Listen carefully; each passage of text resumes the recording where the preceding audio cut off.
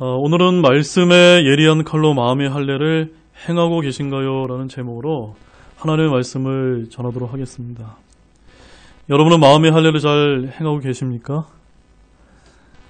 이 마음의 할례야말로 우리가 그리스도인으로서 성화의 삶을 사는 데 있어서 아주 중요한 문제라는 것을 여러분들이 반드시 기억하시기 바랍니다. 오늘 그러한 부분을 저와 함께 다루고자 하는데요. 오늘 이 시간이 정말로 귀한 말씀의 시간이 되시기를 진심으로 소망합니다. 오늘 부제는요. 오늘 중심구절인 2절 말씀을 보시게 되면 너는 예리한 칼을 만들어 두 번째 할례를 행하라입니다. 어떤 칼입니까? 무딘 칼이 아니고요. 예리한 칼을 만들어야 됩니다. 여러분, 예리한 칼을 만들려면 어떻게 해야 됩니까? 여러분에게 주어진 그 칼을 그냥 칼집에 넣고 가만히 이렇게 있으면 어떻게 됩니까? 녹슬고 무디게 됩니다. 그 칼을 갖다가요, 사용해야 됩니다. 그런데 우리 그리스도인에게 주어진 이 말씀의 칼은요, 누구에게 먼저 써야 됩니까? 다른 사람을 베는 데 쓰는 게 아니고요, 내 자신에게 먼저 적용하고 사용할 줄 알아야 된다는 겁니다.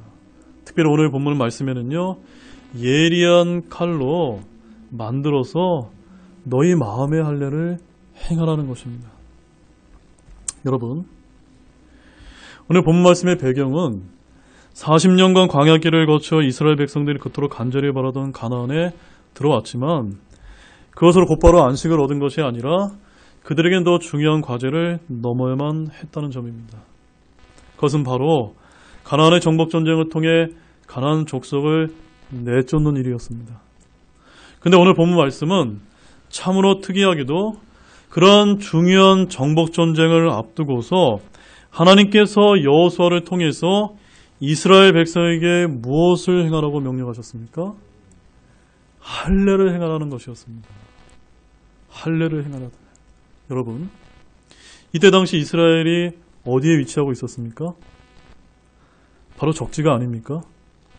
적의 땅에 들어와서 정복전쟁을 치러야 하고요. 군사적으로 보면은 적이 있는 그 여리고 성으로부터 그렇게 멀리 떨어진 곳이 아니었습니다. 또한 이 이스라엘의 군사력으로 보게 되면요. 지금 당장이라도 기습전을 해도 겨우 이길까 말까 그런 군사력을 가지고 있었는데 하나님께서는 전쟁에 참여할 남자들 곧 이스라엘의 군사들에게 할례를 행하도록 명령하셨다는 점입니다. 여러분, 할례는요. 그것을 행한 후에 며칠 동안 고통 중에 있어야 하기 때문에 적지에 와 있는 상태에서 참으로 위험천만한 일이 아닐 수가 없습니다. 만약 이스라엘이 할례를 행하고 고통 중에 있을 때 가나안 족속의 공격을 받았다면요. 전쟁을 시작도 해보기 전에 완전히 패배할 수도 있었던 굉장히 아주 위험천만한 그런 일이 아닐 수 없었다는 것을 우리가 기억하기 바랍니다.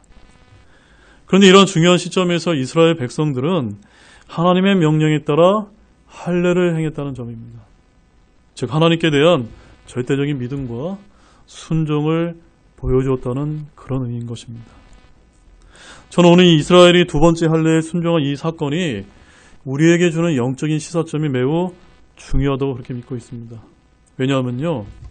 그들의 믿음과 순종 이후에 하나님께서는 드디어 9절 말씀을 보게 되면 뭐라고 지금 말씀을 하고 계십니까? 이날 내가 너희에게 이집트의 수치를 떼내어 굴러가게 하였노라고 말씀하셨기 때문입니다. 자, 그럼 오늘 본문이 우리에게 어떤 귀한 교훈을 주고 있는지 함께 두 가지만 살펴보는 시간을 갖도록 하겠습니다. 첫 번째는요. 우리 그리스도인들은 말씀의 예리한 칼로 마음의 할례를 행해야 한다는 점입니다. 우리 본문 2절과 3절 말씀을 보시겠습니다.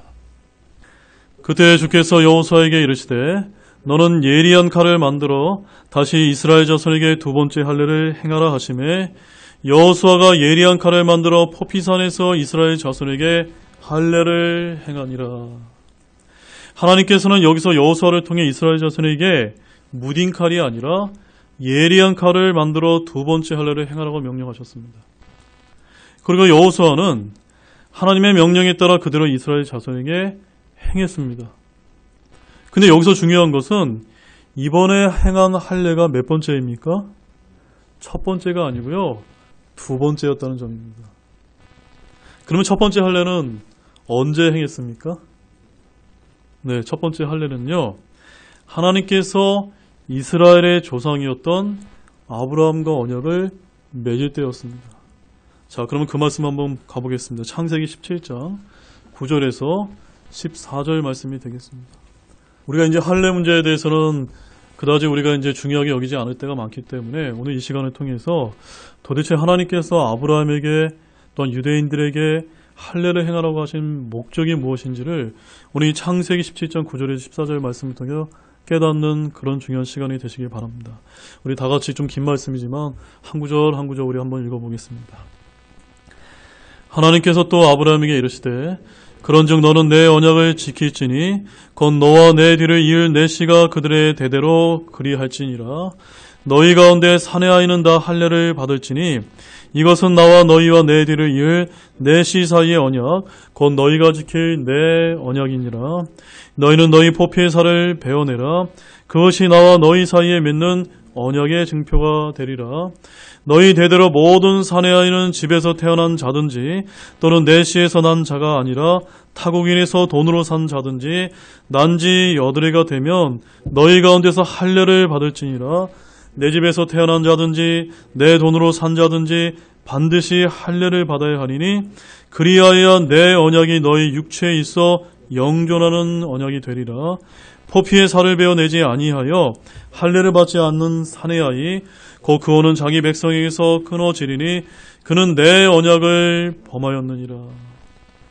여러분 방금 읽은 이 말씀이 굉장히 길게 느껴지지만 핵심은 이겁니다. 이스라엘의 조상이 아브라함에게 할례를 명하신 목적은 무엇입니까? 할례를 통해서 하나님과 유대인과의 언약을 맺게 하셨던 것입니다.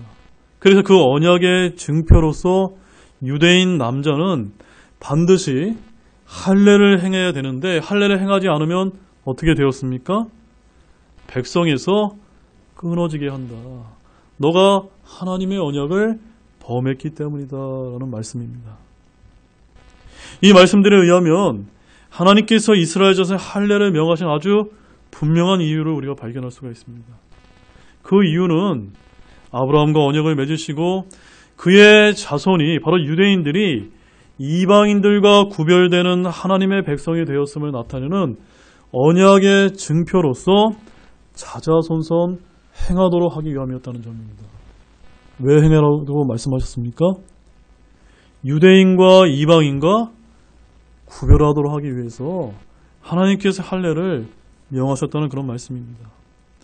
따라서 하나님께 속한 모든 이스라엘 자손들은 반드시 할례를 행하여 육체에 있어 영존한 언약의 증표를 가져야만 했습니다. 그렇게 할례를 행하지 않으면 그 호는 자기 백성에서 끊어지니 그는 내 언약을 범하였느냐는 이 말씀처럼 이스라엘 자손에서 끊어져야만 했습니다. 그런데 오늘 본문 여호수아기 5장 4절과 5절 말씀을 다시 한번 우리가 가보시게 되면요. 이집트에서 나온 20세 이상의 이스라엘 모든 남자는 할례를 받았지만 문제는 출애굽한 이후 광야에서 태어난 이스라엘 자손들은 아직 할례를 받지 못한 상태에 있었다는 점입니다. 우리 본문 4절과 5절 말씀도 같이 한번 읽어보겠습니다. 여호수아가 할례를 행한 까닭은 이러하니라. 이집트에서 나온 온 백성 중에서 남자들 곧 모든 군사는 이집트에서 나온 뒤 광야에서 길에서 죽었으며 이제 거기서 나온 온 백성은 할례를 받았으나 그들이 이집트에서 나온 뒤 광야에서 길에서 태어난 온 백성에게는 할례를 행하지 아니하였더라. 그러니까 출애굽한 이 백성에게는 2세대 백성에는 어떤 문제를 갖고 있었습니까? 하나님께서 유대인과 이방인과 구분하도록 행하신 이 할례를 행해야 되는데 그 40년간 그 광야에서 헤맸을 때 태어난 그의 출애굽 2세대들은요. 할례를 행하지 못한 그런 아주 치욕적인 그런 영적인 문제를 가지고 있었다는 점입니다. 따라서 여러분 하나님께서 왜 이스라엘 자손 즉 출애굽 2세대에게 두 번째 할례를 명령하셨는지 그 까닭을 이제 이해하셨습니까? 그 이유는 아주 간단합니다. 하나님의 언약에 따라 불신으로 40년간 광야에서 방황할 때는 행하지 못했기 때문이라는 것입니다. 근데 여기서 더 중요한 점을 우리는 놓쳐서는 안 됩니다. 하필이면 왜 이 시점에 그렇게 할례를 행해야만 했냐는 점입니다. 그것은 지금 이스라엘 백성은 적지에서 가나안의 정복 정령을 치료하는 마지막 과제가 남긴 아주 중요한 이 시점에서 그 무엇보다도 하나님과의 관계를 정상적으로 재정립할 필요가 있었기 때문입니다. 어떠한 문제를 해결하지 못했습니까? 하나님과 언약을 아직 행하지 못했던 그런 문제를 바로잡아야 했다는 점입니다. 여러분, 오늘 신약의 그리스도인들은 영적 이스라엘이 아니기 때문에 유대인들에게 하나님의 언약 백성으로 행하라고 명령하신 이 육체의 할례를 저와 여러분은 의무적으로 할 필요는 없다는 것을 여러분이 잘 알고 계실 것입니다. 그렇다면 오늘 이 본문의 사건이 도대체 우리에게 시사하는 바는 무엇이라고 여러분 생각이 되어지십니까? 그것은 바로 하나님께서 약속하신 하늘의 본향을 향해 영적 순례의 길을 걸어가고 있고 어두운 이 세상에서 영적 전쟁을 수행해 우리 신약의 그리스도인들에게도 하나님의 자녀로서 행해야 할 어떤 증표를 하나님께서 요구하고 계시다는 것입니다. 우리 그리스도인들도 하나님의 자녀로서 이 세상을 살아가면서 세상 사람들과 구별되는 어떠한 영적인 증표가 필요하다는 말입니다. 여러분, 그것이 무엇일까요, 여러분? 여러분, 그것이 무엇이라고 생각이 되어지십니까? 어떤 분은 그것이 우리 교회가 침례교회이기 때문에 침례를 행하는 것이 아니겠느냐라고 이렇게 물으실지 모릅니다. 물론 우리 교회는요, 성경적인 물침례를 행한 후에 침례 증세를 기념으로 드리는 것이 사실입니다. 그러나 이 물침례가 과연 우리 그리스도인의 그 증표가 될 수 있을까요? 물론 신약교회 시대에 구원받은 그리스도인들은 예수님의 죽음과 부활을 예표하는 침례를 행하는 것은 당연히 요구되는 것입니다. 그렇지만 성경에서 하나님께서 우리 그리스도인들에게 진짜로 정말로 요구하는 것은요, 어떤 행위적인 것이 아니라 영적인 증표임을 여러분들이 분명히 아시길 바랍니다. 더욱이 하나님께서는 구원받은 우리 그리스도인들에게 반드시 할례를 행하라고 명령하고 계시다는 것입니다. 여러분, 그 할례를 행하셨습니까? 그 할례가 도대체 무엇일까요? 그것은 바로 죄악된 우리의 옛사람을 죽이고 하나님의 말씀에 따라 새 사람으로 살기 위해서 마음의 할례를 행하는 것을 말합니다. 우리 두 구절만 한번 살펴보겠습니다. 로마서 2장 29절 말씀을 먼저 보시겠습니다. 자, 이제 신약으로 돌아와서 사도 바울이 구약의 사건을 통해서 본보기로 보여준 이 할례가 우리 신약에 있는 그리스도인들에게 어떤 할례를 의미하는지를 지금 설명해 주고 있는 말씀입니다. 로마서 2장 29절 말씀을 다 함께 읽어보겠습니다. 오직 속으로 유대인이 유대인이요 할례는 글자 안에 있지 아니하고 영 안에 있는 마음의 할례이니라. 이런 사람에 대한 칭찬은 사람들에게서 나지 아니하고 하나님에게서 나느니라. 아멘이십니까? 여러분, 우리가 구원받게 되면요, 우리 영 안에 누가 들어오십니까? 성령 하나님께서 우리 영 안에 내주하십니다. 그 다음에 하나님의 예리한 말씀의 칼이 들어왔을 때 그 칼이 우리 안에서 할례 작용을 할 수 있도록 이렇게 도와주시는 것이 성령님의 이제 역할인데, 지금 하나님께서 저와 여러분에게 요구하시는 것은요, 영 안에 있는 마음의 할례를 행하라는 것입니다. 그 다음에 이어서 골로새서 2장 11절 말씀도 한번 보시기 바랍니다. 자, 이 영 안에 있는 마음의 할례를 또 뭐라고 다시 표현하고 있는지 한번 보시기 바랍니다. 골로새서 2장 11절 말씀입니다. 함께 읽겠습니다. 또한 그분 안에서 그리스도의 할례로 말미암아 육신의 죄들에 속한 몸을 벗어버림으로 손으로 하지 않은 할례로 할례를 받았느니라. 어떤 할례인지 아시겠습니까? 이 할례는요, 마음의 할례이며 그리스도의 할례이며 손으로 하지 않은 할례입니다. 이 마음의 할례는요, 우리 육체 안에 행하는 것이 아니라 우리 영 안에 행하는 것입니다. 육신의 죄들에 속한 몸을 벗어버리고 손으로 하지 않은 그 할례를 의미하는 것입니다. 이것은 그리스도의 할례로서 구원받은 그리스도인이라면 단 한 명도 예외 없이 누구나 행해야 하는 영적 할례라고 말씀하고 있는 것입니다. 여러분이 이 영적 할례를 행하셨습니까? 사실 구약의 이스라엘 자손들의 문제가 무엇이었냐면요, 육체에 행하는 할례만 행하면 그것으로 내가 유대인이기 때문에 다 행했다고 하는 그런 오해에서 비롯되었다는 점입니다. 하나님께서는 그가 이스라엘 자손에게 육체의 할례를 명하셨던 그 이유는요, 그것을 통해서 세상과 구별하되 더 중요한 것은 너희가 교만하지 말고 마음의 할례를 행하는 것이 원래 의도셨다는 것입니다. 우리 신명기 10장 16절 말씀도 한번 찾아보시겠습니다. 그러므로 너희는 너희 마음의 포피에 할례를 행하고 다시는 목을 뻣뻣하게 하지 말지니. 자, 그러니까요, 하나님께서 아브라함에 명하셨고 모세에게 명하셨고 유대인 자손들에게 자자손손 행하라고 이 할례는요, 원래 육체에 행하는 그 할례가 진정한 의도가 아니라 어디에 행하는 것이었습니까? 우리 신약에 있는 그리스도인과 동일하게 마음의 할례를 행하는 것입니다. 즉, 너희가 말로만 유대인이 아니라, 말로만 이방인과 다른 유대인이 아니라, 또한 우리 그리스도인들이 말로만 하나님의 자녀가 아니라 정말 세상 사람과 다르게 그러한 어떤 증표를 우리 마음의 행함으로 인해서 육체의 모든 죄악된 삶을 내버리고 정말 이 세상에 하나님의 자녀로서의 삶이 드러나야 된다는 것을 지금 강조하셨던 것입니다. 그러나 이런 하나님의 의도를 제대로 이해하지 못한 채 유대의 할례자들은 율법적으로 겉으로만 종교적인 규례를 잘 지키면 그것으로 의로운 자가 되었다라고 오해했던 것입니다.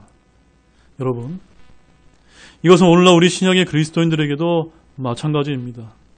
우리 역시도 정기적인 예배에 잘 참석하고 기도회에 참석하며 성경 공부에 참석해서 이런저런 종교활동을 다 하면 그것으로 다 행한 것으로 우리는 생각하고 만다는 점입니다.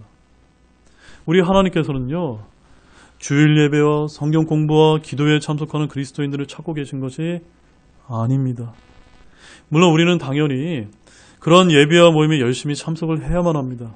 그러나 하나님께서 진정으로 삶 속에서 구원받기 이전에 죄악된 생활을 청산하고 그 누가 보지 않더라도 하나님과의 바른 관계가 맺어진 신실한 새 성품의 사람을 원하시고 계시다는 점입니다. 그것을 위해서 우리 그리스도인들에게 무엇을 요구하고 계신 것입니까? 마음의 할례를 저와 여러분에게 요구하고 계신 것입니다. 그런데 이 마음의 할례를 행하려면 매일매일 하나님의 예리한 말씀의 칼 위에 서 계셔야만 합니다. 하나님의 말씀을 잘 모르고 또는 사용하지도 않으며 또는 적용하지 않는다면 그것은 무딘 칼이 되고 마는 것입니다. 날마다 말씀의 예리한 칼로 여러분의 마음의 할례를 행하지 않고 어떻게 하나님의 자녀된 거듭난 새 사람의 삶, 성화의 삶을 저와 여러분이 잘 살 수 있단 말입니까? 여러분, 제가 이번 주에 있었던 한 가지 이야기를 좀 말씀을 좀 드리겠습니다. 제가 이번 주 목요일 날, 그러니까 3월 9일이죠. 아침 묵상 말씀과 관련해서 한 분이 제게 이런 말씀을 제게 해주셨습니다. 그 아침 묵상 말씀 제목이 뭐였냐면요, 마태복음 5장 25절 말씀에 보면은 내 대적과 속히 합의하라라는 이런 그 묵상 말씀이었습니다.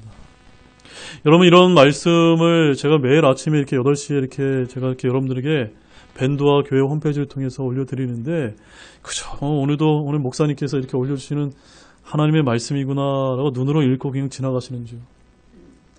근데 이분은요, 제게 이런 말씀을 해주셨습니다. 제가 오늘 이 말씀을 들었을 때 굉장히 억울한 일을 당하고 굉장히 부당한 일을 당하고 있어서 이 문제를 법적으로 어떻게 처리를 해야 될까 굉장히 고민을 하고 있었는데, 오늘 목사님을 통해서 그 아침 묵상 말씀을 주신 것을 보고서 내 대적과 속히 합의하라는 이 말씀을 자신의 삶에 적용하겠다고 다짐하게 되었다라고 그렇게 이제 말씀을 해주셨습니다.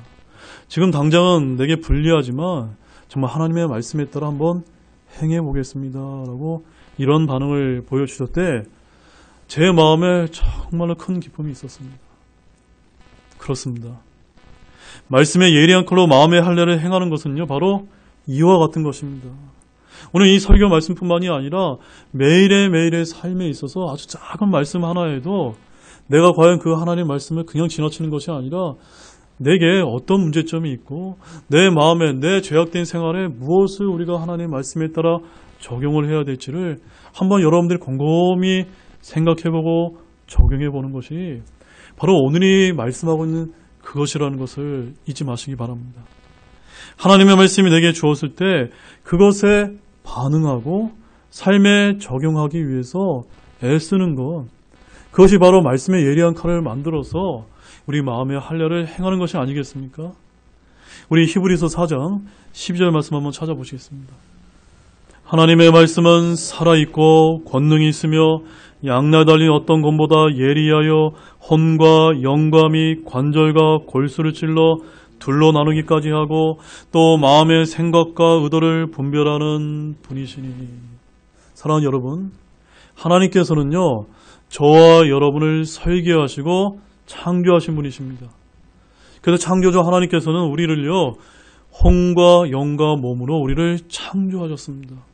그래서 우리에게 어떤 병이 들었을 때 어떤 영적인 병이 들었을 때 그것을 어떻게 고쳐야 되는지 그 치료 방법으로 매일매일 우리에게 하나님의 말씀으로 그것도 무딘 칼이 아니라 그 어떠한 것보다 예리한 그 말씀의 칼로 저와 여러분을 제하시기를 원하신 겁니다.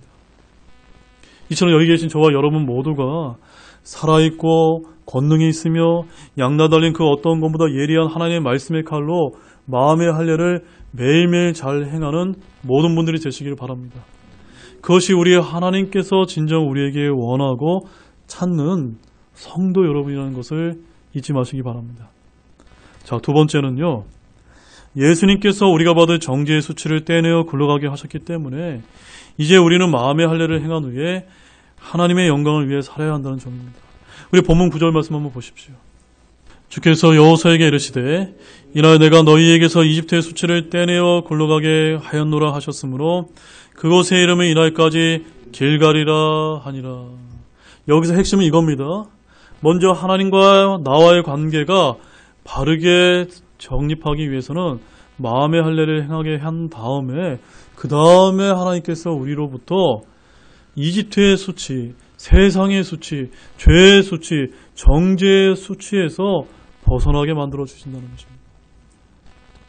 구절에서 하나님께서는 이스라엘에게 두 번째 할례를 행한 후에 여호수아에게 이날 내가 너희에게 이집트의 수치를 떼내어 굴러가게 하였노라고 말씀하셨습니다.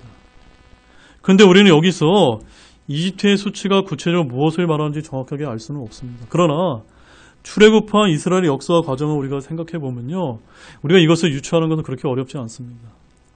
여기서 말하는 이집트의 수치란 출애굽한 이스라엘 백성을 약속의 땅으로 데리고 들어가는 하나님의 능력을 당시 이집트 사람들이 비웃었다는 것을 의미하는 것입니다. 여러분, 이집트 사람들이 예전에 그들의 노예였던 이스라엘 자손이 약속의 땅에 들어가지 못하고 40년간 광야에서 방황하면서 여기저기 쓰러져 죽고 있다는 얘기를 들었다면 그들이 어떠했을까요, 여러분? 당연히 그들은 주님을 비웠고 이스라엘 백성을 조롱했으라는 점을 우리가 쉽게 짐작할 수 있습니다. 그러므로 하나님께서 두 번째 할례를 다 마친 후에 이스라엘로 하여금 이날 내가 너희에게서 이집트의 수치를 떼내어 굴러가게 하였노라라는 이 말씀은요, 대단한 의미를 지닌 것이었습니다. 그것은 단지 광야 생활에서 할례를 행하지 못한 치욕만이 아니라 주님께서 자신의 백성을 약속의 땅으로 데리고 오지 못할 것이라고 생각한 모든 이방 민족들로 하여금 그들의 생각에 틀렸음을 인정하게 하는 것이기 때문입니다. 즉 하나님께서 이날로부터 이제는 이스라엘을 가나안의 인도에 들이심으로써 더 이상 이집트 사람들로 하여금 하나님과 이스라엘을 조롱하지 못하게 하셨다는 그런 의미가 된다는 것입니다. 여러분, 이스라엘 자손이 그들의 불신 때문에 가나안에 40년간 들어가지 못하고 광야에서 방황함으로 이집트의 수치를 받아야 했다는 점을 우리는 결코 잊어서는 안 됩니다. 여기서 우리는 중요한 영적인 사실 한 가지를 깨닫게 됩니다. 그것은 하나님의 자녀의 우리 그리스도인들 역시도 하나님 앞에서 불신 때문에 또한 죄악된 생활을 청산하지 못해서 우리가 징계를 받게 된다면 우리뿐만이 아니라 믿지 않는 세상 사람들로 조롱을 받게 된다는 점입니다. 따라서 우리가 잘못할 때 누가 조롱을 당하실까요? 바로 우리의 아버지이신 하나님께서 당하신다는 점을 결코 우리는 잊어서는 안 된다는 점입니다. 그렇기 때문에 우리 그리스도인 개개인은요, 각자가 그리스도의 대사 신분이라는 것을 결코 잊어서는 안 됩니다. 어떤 신분이라고요? 우리는요, 하늘나라에서 예수님을 위해서 이 땅에 파송한 대사, 엠베세더입니다. 엠베세더. 즉, 우리는 하늘나라의 대사입니다. 각 그리스도인들이 이 세상에서 어떤 모습으로 살아가는지, 어떤 말과 행동을 하는지에 따라 하나님께 영광을 돌릴 수도 있고 하나님의 명예에 먹칠을 할 수도 있는 그런 대표자들이라는 그런 말씀입니다. 우리 고린도후서 5장 20절 말씀을 한번 보십시오. 그런즉 하나님께서 우리를 통해 너희에게 간청하신 것 같이 이제 우리가 그리스도를 위한 대사가 되어 그리스도를 대신하여 너희에게 간구하니 너희는 하나님과 화해하라. 여러분, 저와 여러분은 누구입니까? 그리스도를 위한 대사이십니다. 여러분, 이 세상에서 또 우리 대사 신분을 가진 사람이 우리 차에 보게 되면요, 이게 외교 뭐뭐뭐 해가지고 아주 독특한 이런 번호판을 달고 다니는 사람들 보면 굉장히 우리가 뭔가 좀 특별한 사람처럼 느끼지 않습니까? 저와 여러분이 이 세상에서 그와 같은 진짜 엠베세더라는 겁니다. 우리들은 세상에서 그리스도의 복음을 전하도록 부르심을 받은 대사 신분이라는 것을 우리가 명심하시고, 그리스도인 개개인은요, 자신의 말이나 행동이 하나님의 영광과 지켜야 된다는 것을 아시기 바랍니다. 나 하나쯤이라는 그런 아니란 생각은 버리셔야 된다는 그런 말씀입니다. 더욱이 지금 우리가 걷고 있는 이 믿음의 좁은 길은요, 세상 사람들뿐만이 아니라 다른 교파나 교회들로부터도 우리가 조롱을 당할 수 있기 때문에 더욱더 우리의 말과 행동을 신중하셔야만 됩니다. 거듭 강조드리는 것처럼 우리 교회는요, 킹제임스 성경을 사랑하는 성경 신자들의 모임입니다. 이 말씀을 최종 권위로 삼아서 우리의 믿음과 실행으로 우리가 삼고 있습니다. 즉, 말로만 그래서는 안 된다라는 그런 점입니다. 조금만 우리가 잘못하면요, 그렇게 바른 성경을 운운하면서 너희가 그것밖에 되지 않느냐라고 하는 우리가 비아냥과 조롱을 세상 사람들이 아니라 같은 믿는 사람들로부터 우리가 당하기 쉽다는 그런 말씀입니다. 따라서 하나님께서 저와 여러분에게 하나님의 바른 성경과 교리를 우리에게 알려주셨다면 그것이 우리의 지식에 그치지 않고 더욱더 바른 믿음과 실행을 통해서 하나님께 영광을 돌리는 삶을 사시기 바랍니다. 그것이 우리가 이 성경을 교과서로 사용하는 이유인 것입니다.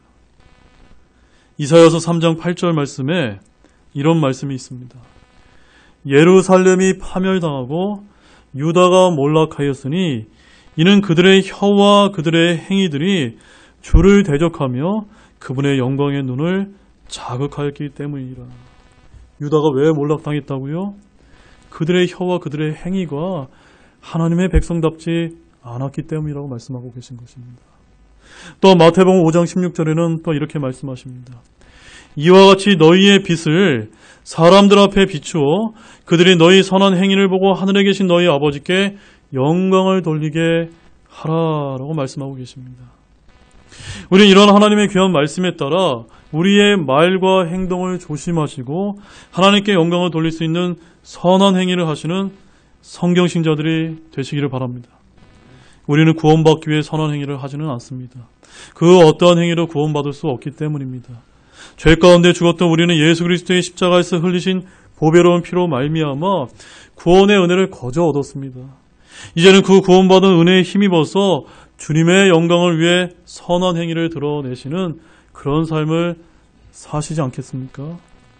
그러기 위해서는요, 앞서 우리가 살펴본 말씀처럼 하나님께서 우리에게 말씀하신 이 성경 말씀에, 이 완전한 말씀이 무딘 칼이 아니라 예리한 칼로 만드셔서 날마다 마음의 할례를 잘 행할 필요가 있다는 말씀입니다.